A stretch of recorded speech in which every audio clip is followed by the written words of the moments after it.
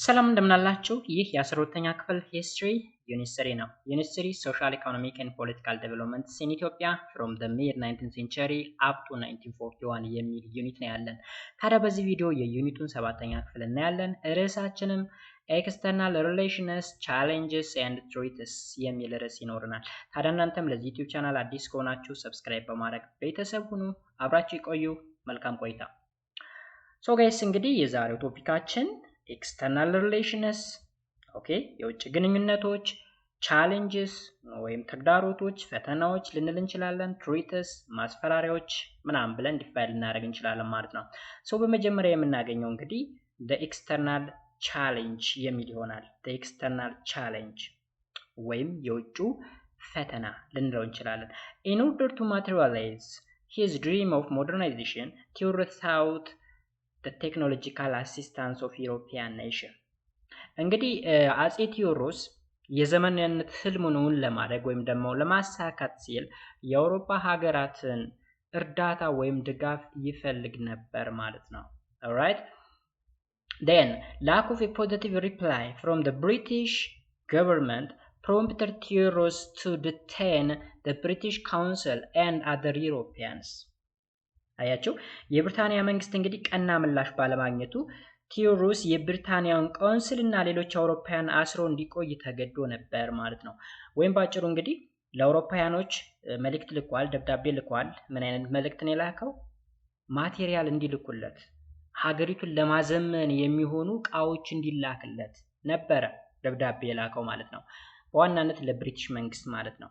ነገር ግን የብሪቲሽ መንግስት ቀና የሆነ ምላሽ ሊመልስለት አልቻለም። ሶ ቀና ምላሽ ባለማግኘቱ ምክንያት የብሪቲሽ ቆንስላዎችንና ሌሎች አውሮፓውያኖችን አስሮ እንዲቆይ ተገዶ ነበር ማለት ነው። that leads to the British military expedition against Theodorus which ended with a storming and plunders of Magdala by the British army. so እንግዲህ ቴዎድሮስ እንግሊዛውያንን አስሯል፣ ሌሎች አውሮፓውያኖችንም ጨምሮ አስሯል። ሶ ያ እንግዲህ ምን አመጣ? የእንግሊዝ ጦር በቴዎድሮስ ላይ እንዲዘምት እና መቅደላ ላይ ከፍተኛ የሆነ ውጊያ እንዲካሄድ ከሆነ በኋላ መቅደላን ፕለንደር አደረጉት። ፕለንደር ማለት በጦር መዝረፍ ማለት ነው፣ ተዋግቶ ዘርፎ መሄድ። ስለዚህ መቅደላ ላይ ቴዎድሮስን አሸነፉ፣ ቴዎድሮስም ራሱን አጠፋ ማለት ነው። then finally ዘርፈው ሄዱ ማለት ነው። after getting the release of the European captive the British force withdrew from Ethiopia ከዛም እንግዲህ የአውሮፓ ምርኮኞች ከተፈቱ በኋላ የእንግሊዝ ጦር ከኢትዮጵያ ወጥቶ ሄደ ማለት ነው። ሶ ቀላል የሆነች ኮንሰፕት ነች። ቴዎድሮስ ኢትዮጵያን ማዘመን ይፈልግ ነበረ። ይህን ነገር ለማሳካት ደግሞ የአውሮፓውያን እርዳታ እገዛ ይፈልግ ነበረ። ከዛም ደብዳቤ ላከላቸው። የብሪቲሽ መንግስት ፖዚቲቭ የሆነ ምላሽ ሊሰጥ ባለመቻሉ ኢትዮጵያ ውስጥ ይገኙ የነበሩ አውሮፓውያኖችና እንግሊዛውያኖችን አሰራቸው። ከዛ ፍታ ብለው ደብዳቤ ላኩለት፣ አልፈታም አለ። የብሪቲሽ መንግስት ወታደራዊ ዘመቻ አደረገ። then at the battle of መቅደላ ብሪቲሽ ምን አደረገች? ኢትዮጵያን ድል አደረገች፣ ወይም ደግሞ ቴዎድሮስ ራሱን እንዲያጠፋ እስከ መድረስ ድረስ የሚያደርስ ጦርነት ተካሄደ። ዘረፉ፣ ምን አሉ? እስረኞችንም አስፈቱ፣ ኢትዮጵያን ለቀው ወጡ ነው አጭር ታሪክ። ኔክስት the battle of ጉንዳት and ጉራ የሚል ነገር አለን። ደግሞ የጉንዳት የጦር ሜዳ እና የጉራ የጦር ሜዳ የት ነው? ምንድን ነው? እንየው። in 1875 Egypt's ruler Khedive Ismail Pasha launched a war aggression on Ethiopia from the three direction እንግዲህ እዚህ ጋር የጉንደትና የጉራን ጦርነት ስናይ እንደ አውሮፓውያን አቆጣጠር በ1875 የግብፁ ገዢ ካዲቭ እስማኤል ባሻ ከሶስት አቅጣጫዎች ኢትዮጵያ ላይ የወረራ ጦርነት ጀመረ ማለት ነው። እዚህ ጋር እንግዲህ የወረራ አግሬሽን ስንል ወይም አግሬሲቭ ማለት ጠባጫሪነት ማለት ነው። ራሳቸው ጠብጭረው ከዛ ወደ ውጊያ የሚገቡ አንዳንድ መሪዎች አሉ። ስለዚህ በ1875 የግብፁ መሪ ካዲቭ እስማኤል ባሻ ኢትዮጵያ ላይ በሶስት አቅጣጫ ጦርነት ጀመረ ወይም አወጀ ማለት ነው። in October 1875 one of this invading force led by Muhammad Rauf Pasha occupied Harar ከዛም እንግዲህ በጥቅምት 1875 ከዚህ ወራሪ ኃይሎች አንዱ የሆነው በሙሐመድ ራውፍ ፓሻ የሚመራው ሐረርን ያዘ ማለት ነው። መቼ? ኦክቶበር 1875 ወይም በጥቅምት 1875 እንደ ኢሮፒያን አቆጣጠር ማለት ነው። ማነው ሐረርን የያዘው?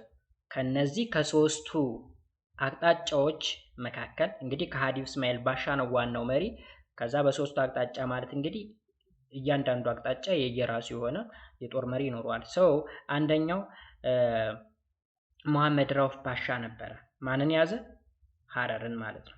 another group leads by Werner Muzinga, a Swiss mercenary who was the main architect of the Egyptian aggression in Ethiopia, tried to enter Ethiopia through ታጁራ። ሌላው ደግሞ ምንድነው እንግዲህ በኢትዮጵያ የግብጽ ጥቃት ወይም ደግሞ ጸባጫሪነት ዋና መሐንዲስ የነበረው በስዊዘርላንድ ዌርነር ሙዚንገር ብለን የጠራ ነው ማለት ነው።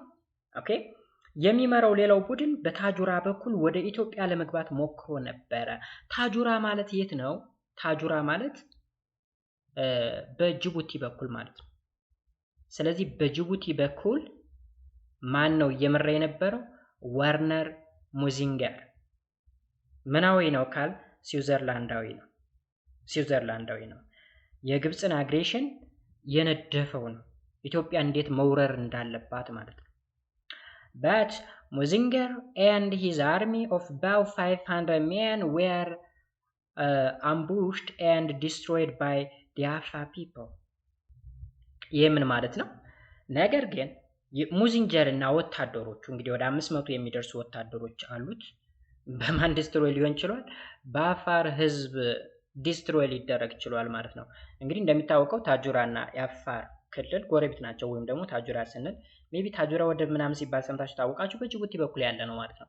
ሰው በዛ በኩል የመጣው የግብጽ ወራሪ ቡድን በዋናነት በሙዚንገር የሚመራው ማለት ነው 500 ወታደሮች ጨምሮ ዲስትሮይ ሊደረጉ ወይም ደግሞ ሊጠፉ ይችላል። በማን ነው ሊጠፉ የቻሉት? በአፋር ህዝብ ማለት ነው።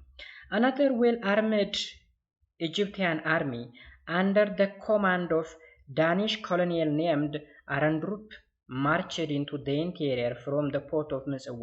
ሌላኛው ደግሞ ተመልከቱ ሶስተኛው ማለት ነው እንግዲህ ሶስት ነው አይደል? በሶስት ዳይሬክሽን አይደል እያልን ያለ ነው የግብጽ ወራሪ ኃይል ወደ ኢትዮጵያ ሊገባ ያሰበው። ሶስተኛው ደግሞ ዌል አርመድ የሆነ ኦኬ በጣም የታጠቀ በዴንማርክ ኮሎኔል አዛዥ አሬንድሩፕ የሚመራው ሌላው የታጠቀ የግብጽ ጦር በምጽዋ ወደብ በኩል ወደ መሃል ዘምቶ ነበር ማለት ነው። አያችሁ? በምጽዋ እንግዲህ ሁሉም በኢስት ዳይሬክሽን ነው እየገቡ ያሉ ባይዘው በምስራቅ በኩል አንዱ በምጽዋ አንዱ በሐረር አንዱ በታጁራ ዳይሬክሽን።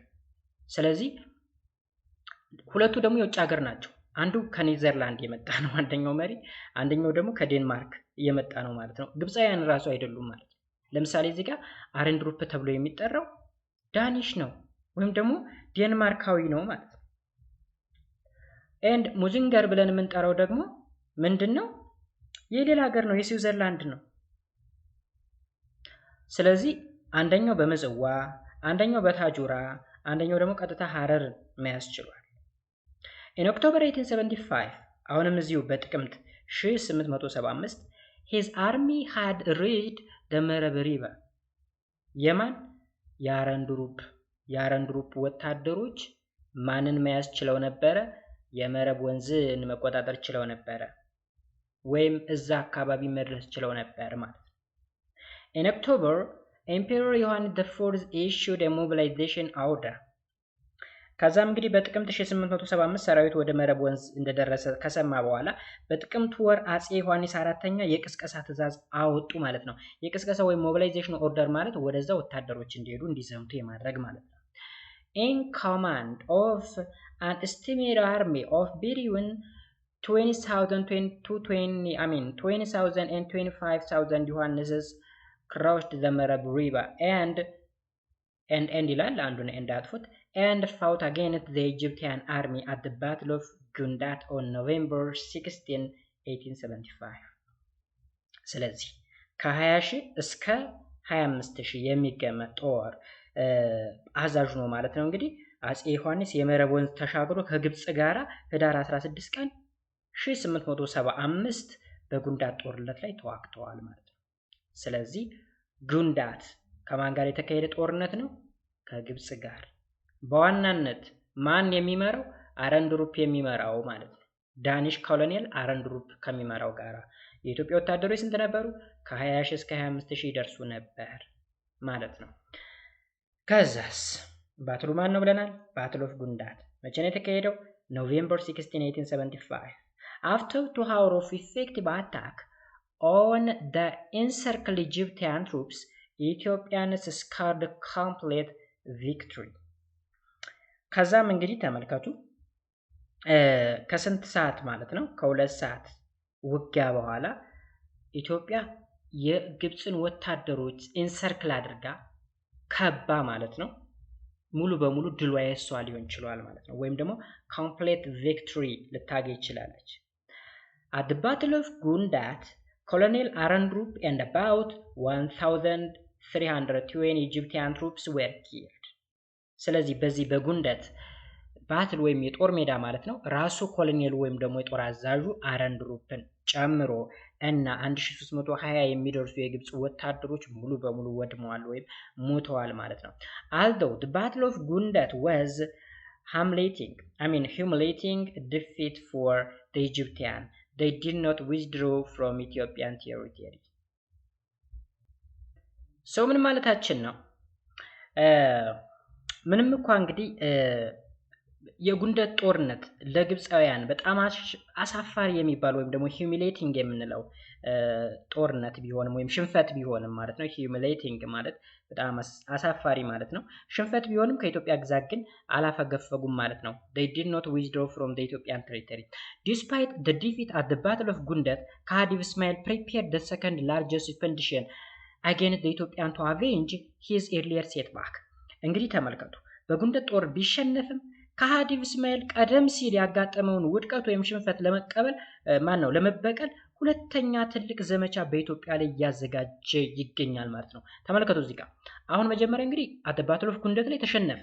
humiliating የሚባል ዲፊት ወይም ደግሞ አሳፋሪ የሚባል ወይም አዋራጅ የሚባል ሽንፈትን የተሸነፈው። ነገር ግን እሱን ለመበቀል ሲል ወይም ደግሞ despite the defeat at the battle of ጉንደት ከሃዲቭ እስማኤል prepared the second ሁለተኛውና በጣም ትልቅ የሚባለውን ኤክስፔዲሽን ወይም ዘመቻ በኢትዮጵያ ላይ አዘጋጀ። ምን ለማድረግ? to avenge his earlier setback ከዚህ ቀደም የተሸነፈው ለመበቀል ማለት ነው። Again in 1876 about 50,000 well-armed Egyptian troops under the command of Mohammed Rati Pasha and an American officer General Loring invaded Ethiopian territory in the north። ተመልከቱ እንግዲህ አሁን መጀመሪያ ጉንደት ላይ ተሸንፏል አይደለ? ከተሸነፈ በኋላ እሱን ለመበቀል ሲል ትልቅ ዘመቻን አዘጋጀ።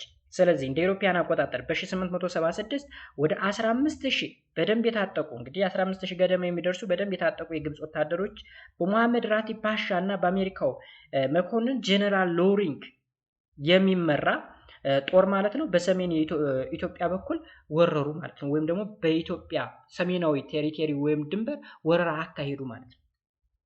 መጀመሪያ ተሸንፈዋል ጉንደት ላይ እሱን አቬንጅ ለማድረግ ወይም ለመበቀል ወደ 15000 የሚደርሱ በጣም የታጠቁ ወይም በደንብ የታጠቁ ወታደሮችን ይዘው እንደውም እዚህ ጋር ሁለት ኮማንደሮች ናቸው ያሉት። አንደኛው መሐመድ ራቲ ፓሻ የሚባል ሌላኛ ደግሞ አሜሪካን ኦፊሰር ወይም ደግሞ ጀነራል አለ ሎሪንግ ተብሎ ይጠራል። በሱ የሚመራ ወታደር በሰሜን ኢትዮጵያ በኩል ገባ ማለት ነው። ኦኬ then the second battle was fought between March 7 and 9 1876 at the place called Gura in what is now Akala Guzai in Eritrea። ተመልከቱ አሁን ሁለተኛው ባትል ወይም የጦር ሜዳ ደግሞ ጉራ ነው። መቼ ነው የተካሄደው? ከማርች 7 እስከ 9 ድረስ በ1876 ማለት ነው። ኦልራይት ስለዚህ መጀመሪያ ጉንደት ላይ ተሸንፈዋል። እሱን ለመበቀል 15000 በጣም የታጠቁ ወታደሮችን በሁለት ጀነራሎች የሚመራ በሰሜን ኢትዮጵያ ወረራ አካሂደዋል። ስፔሻሊ ኤርትራ ውስጥ ማለት ነው because at that time ኤርትራ was a member of our country ወይም ደግሞ የሀገራችን አንድ አባል ነበረች ወይም ደግሞ ክልል ነበረች ማለት እንችላለን ወይም ግዛት ነበረች ማለት ነው። ስለዚህ ጉራ ማለት በአሁኑ ሰዓት አካለ ጉዛይ ተብሎ የሚጠራ ኤርትራ ውስጥ የሚገኝ ቦታ ነው። እዛ ቦታ ላይ ጦርነቱ ተካሄደ ማለት ነው። The Ethiopian also captured 2,500 Egyptian soldiers and enormous weapon. እዚህ ባትል ላይ እዚህ የጦር ሜዳ ላይ ጉራ ብለን የምንጠራው ላይ ማለት ነው ኢትዮጵያኖች ወደ 2500 የሚደርሱ የግብጽ ወታደሮችን ማረኩ ወይም ካፕቸር አደረጉ። እሱ ብቻ አይደለም እጅግ በጣም ብዙ የጦር መሳሪያዎችን ወይም ደግሞ ግዙፍ የጦር መሳሪያዎችንም ማርከዋል ማለት ነው። ሁለት ጊዜ ሽንፈት አይደብርም? But Ethiopian victories at the Battle of Gundat and Gura were not rewarding for Ethiopians. Alright? ነገር ግን የጉንደትን በሉት ኦኬ the battle of ጉንደትን በሉት የጉራ ጦርነትም የጉንደት ጦርነትም የኢትዮጵያን ድሎች ለኢትዮጵያን ጠቃሚ አልነበሩ። ሁለቱም ጦርነቶች ማለት ነው። ጉንደትም ጉራም ላይ የተካሄደው ቪክተሪ ወይም ደግሞ ድል ለኢትዮጵያ ዛትማች ጠቃሚ የሚባሉ አልነበሩ። ምክንያቱም ምንድነው ካል the Egyptian remained in control of the Ethiopian territory they occupied ምክንያቱም ምንድነው ግብጾች እንግዲህ በያዙት የኢትዮጵያ ግዛቶች ቁጥጥር ስር ቆይተዋል፣ አልወጡም። ጦርነቱ ተካሄደ እንጂ ተሸነፉ እንጂ ግዛቱን ለቀዋል። Alright? The brilliant military victories in the two battles were not followed by the lasting peace treaty. እንግዲህ ምንድነው በሁለቱም ጦርነቶች የተመዘገቡ አስደናቂ ወታደራዊ ድሎች ዘላቂ የሆነ የሰላም ስምምነትን ሊያመጡ አልቻሉም ማለት ነው። Alright?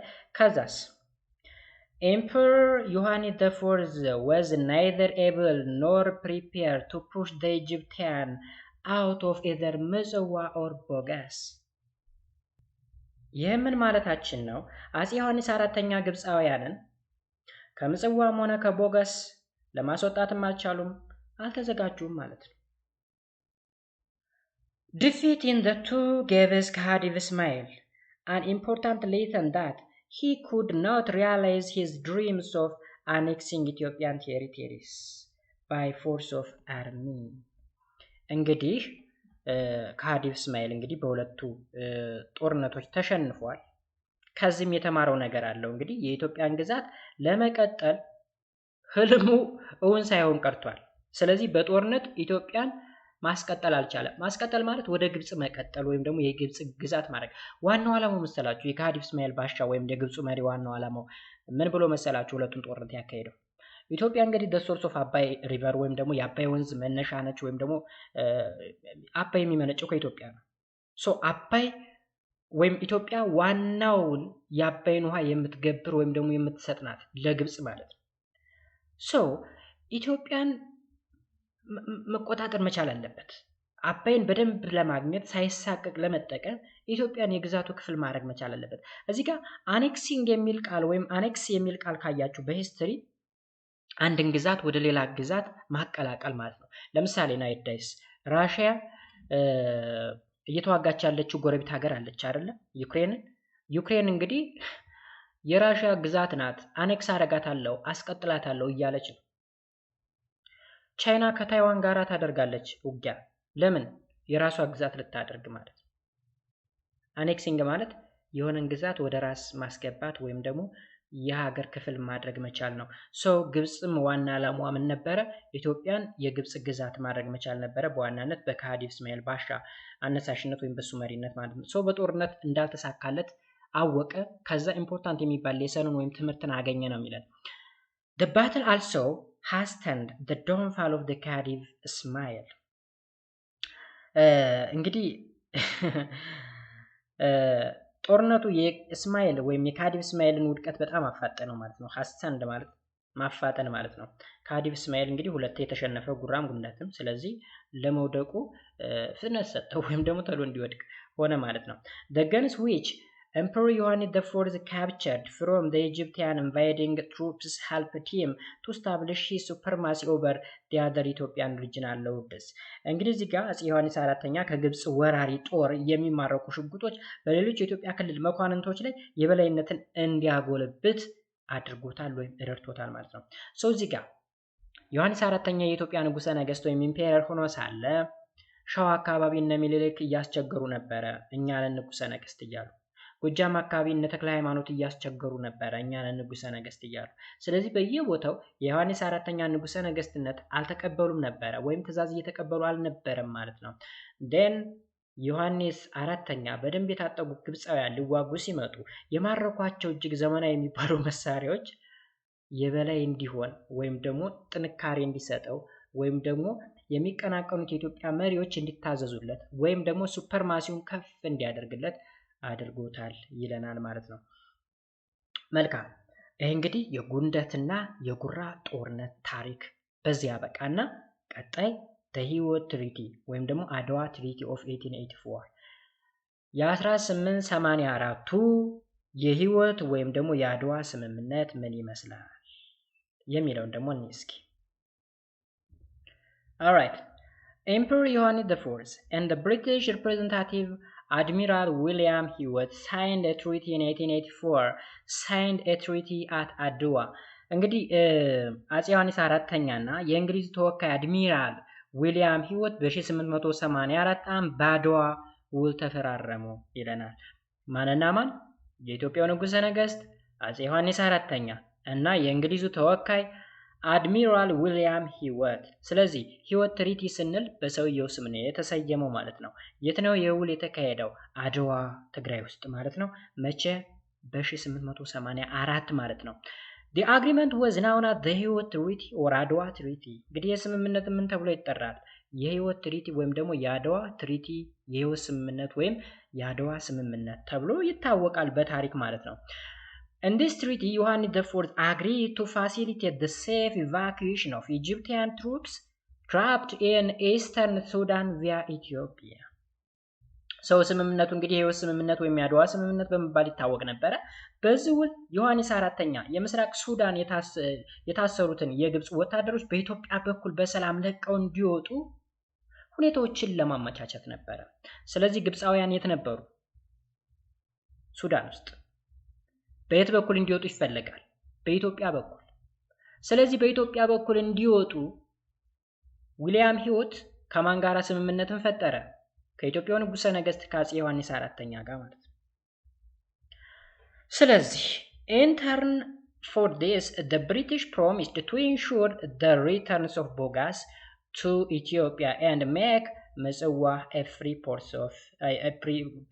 port for Ethiopia. እዚህ ጋር እንግዲህ አሁን ስምምነቱ ምን መሰላችሁ? ሂወትና ዮሐንስ የተስማሙት ስምምነት ምንድነው? ግብፃውያን ወታደሮች ከሱዳን በኢትዮጵያ በኩል በሰላም እንዲወጡ የሚል ስምምነት ነበረ። በሰላም እንዲወጡ ዮሐንስ ሲስማማ በምትኩ ምን ሊያገኝ ነው ከተባለ ቦገስ እንዲመለስለት እና ደግሞ ምጽዋ የኢትዮጵያ ነፃ የሆነ ወደብ እንዲሆን ነው። ከዛ በፊት ቦጋስና ምጽዋ በማን እጅ ነበር ካለ በግብጾች እጅ ወድቆ ነበር። ሁለት ጊዜ ጉንደት ላይም ጉራ ላይም ቢያሸንፉም እንኳን ኢትዮጵያኖች ወይም ደግሞ ግብጾች ቢሸነፉም እንኳን ኢምፖርታንት የሆነ ቪክተሪ አልነበረም ብለናል። እዚህ ታስታውሳችሁ ከላይ ማለት ነው። መለስ ልበልና ላስታውሳችሁ። But the Ethiopian victories at the Battle of Gundat and Gurra were not rewarding for the Ethiopians. ለምንድነው ጥሩ አልነበረም ያልነው ወይም ደግሞ ውጤታማ አልነበረም ያልነው ለምንድነው? ምክንያቱም Egyptians remained in control of the Ethiopian territory they occupied. ስለዚህ የያዙት ቦታ ላይ ተቀምጠው ነበረ። especially ቦጋስ እና ምጽዋን እንደያዙ ተቀምጠው ነበር ብለናል። ስለዚህ የህይወት ትሪቲ አንዱ ዓላማ ምንድነው? ቦጋስን ለኢትዮጵያ ምጽዋንም ለኢትዮጵያ ፖርት ወይም ወደብነት እንዲሆን ነበር ዮሐንስ ተስማምቶ የነበረው። Emperor Yohannes IV honored his word by allowing the encircled Egyptian troops to be evacuated by sending his general ላሳሉላ እንግዳ or አሉላ አባነጋ። እንግዲህ ዮሐንስ ለቃሉ ታማኝ ነው። ስምምነቱን ምን አለ? ተቀብሎ አከብሮ ፈጸመው ማለት ነው። የተከበቡትን ግብፃውያን በኢትዮጵያ በኩል እንዲወጡ ለማድረግ ሲል የጦር ጀነራሉን ላከለት። ማንን? ራስ አሉላ እንግዳን ማለት ነው። ወይም አሉላ አባ ነጋ እያልን የምንጠራው። Alright? The British, on the contrary, failed to keep their promise and rather allowed Italian troops to occupy ምጽዋ። ነገር ግን ብሪቲሽ ወይም ደግሞ የብሪቲሽ ተወካይ ህይወት ተፈራርሞ ነበረ። እንግዲህ ብሪቲሽ ቃሏን ሳትጠብቅ ቀረችና ምጽዋን ለጣሊያን ሰጠቻት ማለት ነው። በጣም የሚያሳዝን ፍጻሜ ነው። ስለዚህ ግብፃውያንም ወጡ በህይወት ሲሪቲ ወይም ስምምነት መሰረት ማለት ነው። በማን አማካኝነት? ባሉላ አባ ነጋ ወይም ደግሞ ባሉላ እንግዳ እርዳታ ማለት ነው። ቫኪዩት አድርገው ወጡ ማለት ነው በምስራቅ ኢትዮጵያ ክፍል። ነገር ግን እንግሊዛውያን ቃላቸውን ሳይጠብቁ ቀሩ። ምጽዋ ለኢትዮጵያ ፍሪ ፖርት መሆን ሲገባው ለጣሊያውያን ተሰጡ ማለት ነው። ይህ እንግዲህ ምን ይባላል? የህይወት ትሪቲ ብለን እንጠራለን። ሌላው ዶጋሊ ኢንሲደንት ነው። ዶጋሊ ኢንሲደንት የዶጋሊው ክስተት ምን ነበረ? In 1885, Italia, with the help of the British, occupied Mizwa and began to expand to the interior from the coast. በ1885 እንደ አውሮፓውያን አቆጣጠር በብሪቲሽ ወይም በእንግሊዝ እርዳታ ምጽዋ ለማን ተሰጥቶ ነበረ? ለጣሊያን ተሰጥቶ ነበረ። ጣሊያን ምጽዋን ይዛ አላቆመችም። ወደ ውስጠኛው ኢንቴሪየር እየተስፋፋች መጣች ወይም ደግሞ እየገባች ሄደች ማለት ነው። The Italian attempt to control the Merab Melash or Eritrea was unacceptable. Both the Emperor Yohannes IV and his military commander and the governors of the Merab Melash region ራስ አሉላ እንግዲህ ምጽዋ ለኢትዮጵያ መሰጠት ሲገባው በህይወት ትሪቲ ወይም ደግሞ በህይወት ስምምነት ወይም በአድዋ ስምምነት መሰረት ለኢትዮጵያ መሰጠት ሲገባት ለማን ተሰጠች? ለጣሊያን። ለጣሊያን መሰጠቷ ሳያንስ ጣሊያን ደግሞ ወደቡን ብቻ ሳይሆን ወደ መረብ መላሽ መምጣት ፈለገች። መረብ መላሽ ማለት ኤርትራን ማለት ነው። ኤርትራን መቆጣጠር ፈለገች።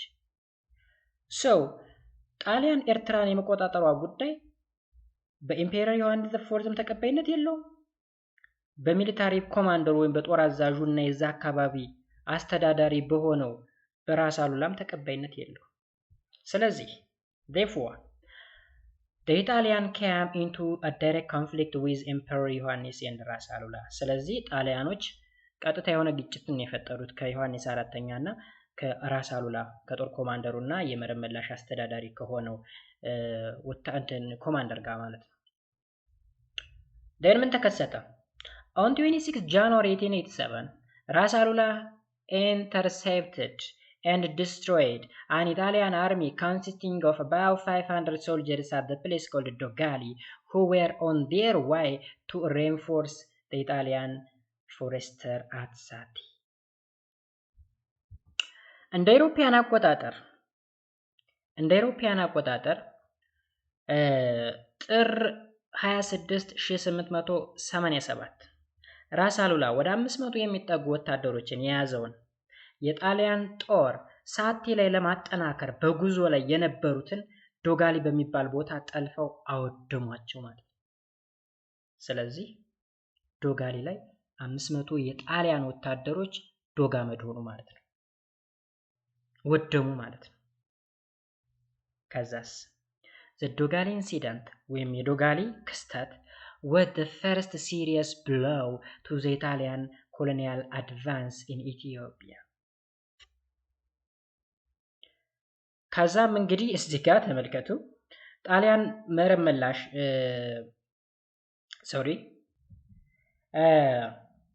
ምን ማለታችን ነው? የዶጋሊ ክስተት ወይም ደግሞ the Dogali incident ያለው ማለት ነው ለጣሊያን ቅኝ ገዢዎች በኢትዮጵያ የመጀመሪያው ከባድ ጉዳት ነበር።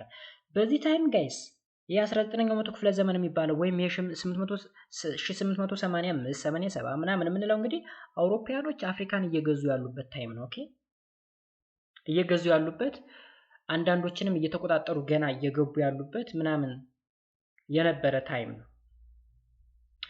ስለዚህ የመጀመሪያ ሽንፈት ወይም ደግሞ ውርደት ልንለው እንችላለን ለጣሊያኖች። In other words, Dogali was the place where the Italian suffered their first defeat by Ethiopian force.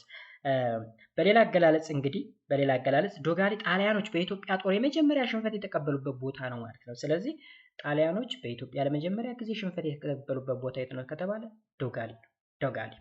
The Italian condemned Alula's attack on their troops at Dogali as an unjust attack and demanded an official apology from Emperor Yohannes IV. እዚህ ጋር ተመልከቱ። ጣሊያኖች አሉላ በዶጋሊ ወታደሮች ላይ ያደረሰው ጥቃት ኢፍትሐዊ በሆነ መልኩ በማውገዝ ከአፄ ዮሐንስ አራተኛ ይቅርታ እንዲጠይቅ ጠይቀዋል። ራሳቸው አንቹታ መጪው አንቹታ ሮጪው ነው የሚሉት አበው። ራሳቸው ጠብጭረው ተሸነፉ። ዶጋሊ ላይ ዶጋመድ ሆኖ አይደለም። ራስ አሉላ አባ ነጋ ያደረገው ጥቃት ወይም የፈጸመው ድርጊት አንጀስት ነው፣ ኢፍትሐዊ ነው። ስለዚህ ኦፊሻላዊ የሆነ ይቅርታ በንጉሱ በኩል እንዲደረግ እንፈልጋለን አሉ ጣሊያኖች።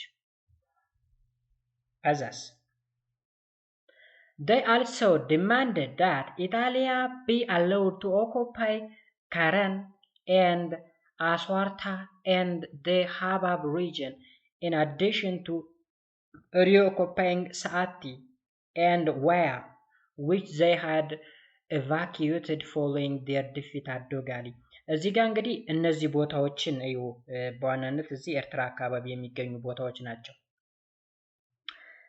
እንግዲህ በዶጋሊ መሸነፋቸውን ተከትሎ ጣሊያን ካረንን፣ አሶርታን እና ሀባብን ከመያዝ በተጨማሪ ጣሊያን እንደገና እንዲጠይቋል ወይም ደግሞ ባጭሩ ይህን አካባቢ በራሳቸው ቁጥጥር ውስጥ እንዲሆኑ የመጀመሪያው ፍላጎታቸው ምንድነው? እንትን እንዲደረግላቸው ነው። አፖሎጂ ወይም ደግሞ ይቅርታ፣ ኦፊሻል የሆነ አፖሎጂ፣ አንጀስት የሆነ ጥፋት አጥፍተናል ወይም ኢፍትሐዊ የሆነ ድርጊት ፈጽመናል እና ይቅርታ፣ ከዛም እዚህ የተጠቀሱ ቦታዎችንም ያዙ እንዲባሉ ነው የፈለጉት። The Dogali incident created a great anxiety and provoked an Italian desire for revenge. It equally offended the British government ይለናል። እዚህ ጋር እንግዲህ ምንድነው የዶጋሊ ክስተት ከፍተኛ ጭንቀትን ፈጠረ ማለት ነው። ጣሊያንም የበቀል ፍላጎቷን ቀስቅሷል ማለት ነው። ከዛ በተጨማሪ የእንግሊዝ መንግስትንም አስከፍቷል ሆነን ለመናገር። ምክንያቱም ለምንድነው የእንግሊዝ መንግስት የተከፋው ወይም ደግሞ የተቆጣው ምጽዋን እንድትይዝ የፈቀደች እንግሊዝ ስለሆነች ነው። ኦልራይት ሶ በዚህ ታይም በ1887 86 85 ምናምን በዚህ ሰዓት ጣሊያንና እንግሊዝ ወዳጆች ነበሩ። ወይም ባጭሩ የመጀመሪያ ዓለም ጦርነት ምናምን በሚካሄድበት ታይም ምናምን በእርግጥ እሱ 19 ውስጥ ምናምን ነው 1910 ምናምን አካባቢ እዛ ድረስ አንድ ቲም ነበሩ፣ አንድ ግሩፕ ነበሩ። አሁን ገና አፍሪካን እየወረሩ ያሉበት ታይም ነው። በኋላ ደግሞ የዓለም ጦርነት ሲካሄድ የመጀመሪያ ዓለም ጦርነት ላይ በአንድ ግሩፕ ነበሩ። በሁለተኛ ዓለም ጦርነት ነው በተቃራኒ ጎን የቆሙት ማለት ነው። ስለዚህ ወዳጆች ነበሩ። ለዛም የእንግሊዝ መንግስትም ተቆጥቶ ነበር ማለት ነው በዶጋሊ ኢንሲደንት ወይ ደግሞ በዶጋሊው ክስተት ማለት ነው። ኦኬ እዚህ ጋር የምታዩቸው ሰው ናቸው እንግዲህ ራስ አሉላ አባ ነጋ ወይም ደግሞ ራስ አሉላ እንግዳ ተብለው የሚጠሩት። አባ ነጋ የፈረስ ስም ነው። እዚህ ጋር እንግዲህ ብዙ ጊዜ ንጉሶች በፈረሳቸው ስም ነው የሚጠሩት። ኦኬ አባ ታጠቅ ሲባል ሰምታችሁ ልታውቁ ትችላላችሁ። አባ ሻንቆ ሲባል ሰምታችሁ ታውቃላችሁ። አባ ነጋ በቃ በርካታ አባ የሚል ከዛ የሆነ ስም አለ። እሱ የፈረሳቸው ስም ነው። ቢኮዝ ፈረሳቸው በዛ ሰዓት መኪናቸው ብሉት እጅግ በጣም ዘመናዊ የሚባል መኪና እንደማለት ነው። በዛ ታይም የነሱ ፈረስ ማለት ነው። ሰው ትልቅ ማዕረግ ወይም ደግሞ ትልቅ ክብር ይሰጠዋል ማለት ነው። እንቀጥል እሺ። However, while Italy wanted a military revenge, British intervened as a peace broker, obviously in Italian interest. እዚህ ጋር እንግዲህ ተመልከቱ።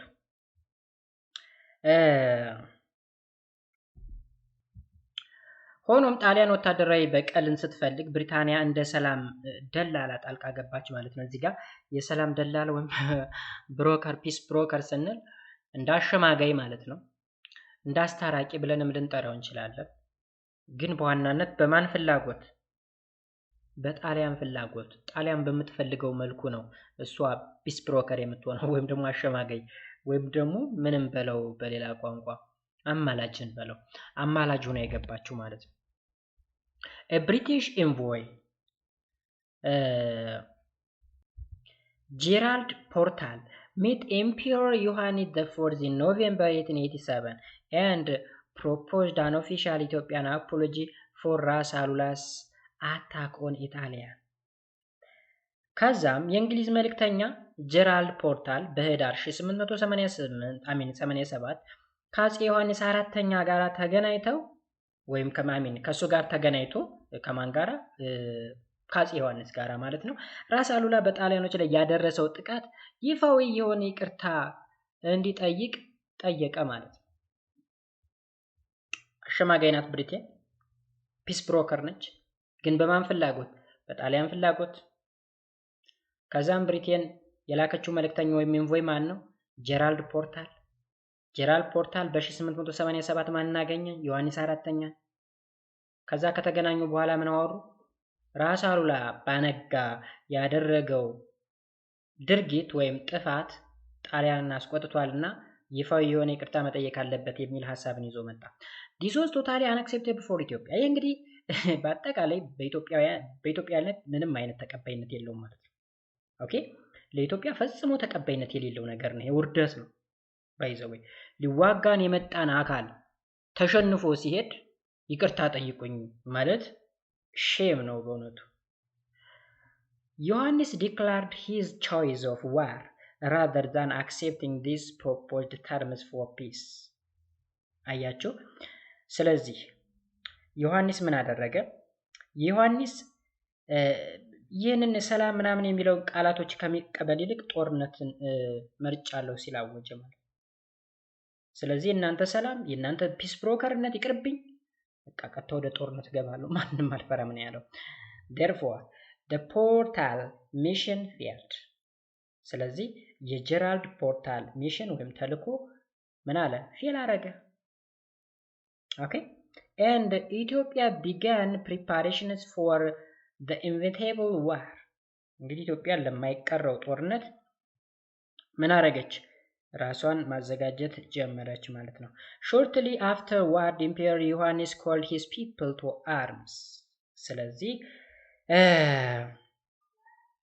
ብዙም ሳይቆይ እንግዲህ አፄ ዮሐንስ ህዝባቸውን ለጦርነት ጠሩ ማለት ነው።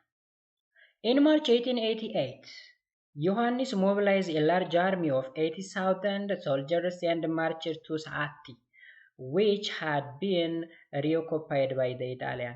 እንግዲህ በማርች 1888 ዮሐንስ አራተኛ በጣም ላርጅ የሚባለው ወታደራዊ ዘመቻ ወደ 80,000 የሚደርሱ ወታደሮችን የያዘ ሰዓቲ ተብሎ ወደሚጠራ የኢትዮጵያ ግዛት ነው ባይዘው ጣሊያኖች ይዘውት ነው እንጂ ኤርትራ ውስጥ የሚገኝ ማለት ነው።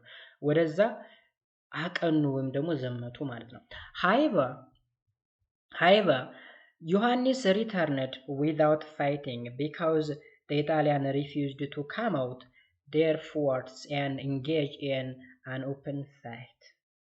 ምንም እንኳ 80,000 የሚደርሱ ወታደሮችን ይዞ ወደ ሰዓቲ ቢዘምትም እንኳ ጣሊያኖች ከምሽግ ወጥተው ግልጽ የሆነ ውጊያ ለማድረግ ፍላጎት አልነበራቸው ማለት። ስለዚህ ፎርት ወይም ደግሞ ምሽጋቸው ላይ ተደብቀው ቀሩ ማለት ነው። ሰው ሳይዋጋ ተመለሰ ማለት ነው። ዮሐንስ did so partly because he felt insecure about his rear owing to the Mahdist incursion into Gondar and collisions of his disobedient vassals ንጉስ ምኒልክ of Showa and ንጉስ ተክለ ሃይማኖት of Gojam who were plotting against him። እዚህ ጋር እንግዲህ ከባድ ነገር አለ ጋይስ። ዮሐንስ እንግዲህ ሳይዋጋ ተብሎ ብሎ የተመለሰ አሁን እንግዲህ ከምሽጋቸው አልወጣ ሲሉ ሳይዋጋ ተመልሶ መጣ አይደለ? ዮሐንስ ያደረገው በማንዲስቶች በጎንደር ወረራና በእርሳቸው ላይ እያሴሩ ባሉት የሾው ንጉስ ምኒልክ እና የጎጃሙ ንጉስ ተክለ ሃይማኖት ተባባሪነት በመሆኑ ከኋላ ስጋት ስላደረበት ነው ማለት ነው። ምክንያቱም የሾው ንጉስ ምኒልክ ንጉሰ ነገስት ነኝ ይላል። የጎጃሙ ንጉስ ተክለ ሃይማኖትም በተመሳሳይ እና ፕሎት እያደረጉ ነበረ እያሴሩ ማለት ነው። በማን ላይ? በሱ ላይ። ስለዚህ እሱን ለመጣል ሲሉ ከጣሊያን ጋራ የመተባበር ሁኔታም ነበረ ማለት ነው። ስለዚህ ሪተርኒንግ ፍሮም ሰዓቲ ዮሐንስ waged a devastating punitive campaign against ጎጃም። ከሰዓቲ ዮሐንስ ሲመለሱ በጎጃሙ ላይ ከባድ የቅጣት ዘመቻን አካሂደዋል። ምክንያቱም እሱ ጠላትን ሊዋጋ እየሄደ ጣሊያኖችን ሊዋጋ ሲሄድ እያሴረ የነበረው ንጉሥ ተክለ ሃይማኖትን ማሸነፍ መቻል አለበት። ፑኔቲቭ ወይም ደግሞ ቅጣታዊ የሚባል ዘመቻን ወይም ካምፔን ያደረገው ጎጃም ላይ። then he went to መተማ to deal with the መሐንዲስ ትርኢት። ከዛ ጎጃምን ጸጥ ካደረገ በኋላ ወይም ተክለ ሃይማኖትን አደብ ካስገዛ በኋላ ወዴት ሄደ? ወደ መሐዲስቶች። መሐዲስቶች እነማን ናቸው? ሱዳኖች። ሱዳኖች እንግዲህ በጎንደር በኩል ደግሞ ወረራ እያካሄዱ ነው ያሉት። ዮሐንስ በየአቅጣጫው ነው ውጥረት እየገጠመው። በሰሜን በኩል ጣሊያን አለ፣ በምዕራብ በኩል ሱዳኖች አሉ፣ በደቡብ አቅጣጫ ውስጥ ያሉ ቨዝሎች አሉ ወይም ደግሞ እነዚህ የንጉስነት ማዕረግ ይዘው ግን ንጉሰ ነገስት ነን የሚሉ ወይም ደግሞ የዮሐንስን ንጉሰ ነገስትነት የማይቀበሉ እንደነ ተክለ ሃይማኖት እንደነ ንጉስ ምኒልክ ያሉ ማለት ነው። ስለዚህ በጣም ውጥረት በዝቶበት ነበር። መጀመሪያ ያደረገው ማን ነው? ተክለ ሃይማኖትን ጎጃም ላይ ፑኔቲቭ የሆነ ካምፔን አካሂዶ ጉዳት ካደረሰ በኋላ ኦኬ ወደ መተማ ዲል ሊያደርግ ነው ሄደው ማለት ነው። ኦኬ ጋይስ ኔክስት ባትል ኦፍ መተማ ሪሊጂየስ ዲቪዥን ኤንድ ዶክትሪናል ዲቤትስ እንዲሁም የመጨረሻ ዘ ባትል ኦፍ አድዋ የሚሉ 3 ቶፒኮችን በፓርት 8 የምናይ ይሆናል ማለት ነው። ቢካውዝ ትንሽ ሰፋ ያለ ስለሆነ ረጅም ሰዓት ይፈጃል። ቦሪንግ እንዳይሆን ወይም አሰልች እንዳይሆን በዚህን ጨርስና ፓርት 8 ላይ እንገናኛለን ማለት ነው። ለዩቲዩብ ቻናሉ አዲስ ከሆናችሁ ሰብስክራይብ አድርጉ። ሀሳብ አስተያየት ካላችሁ ኮሜንት ሴክሽን ላይ አስቀምጡልኝ። መልካም ጊዜ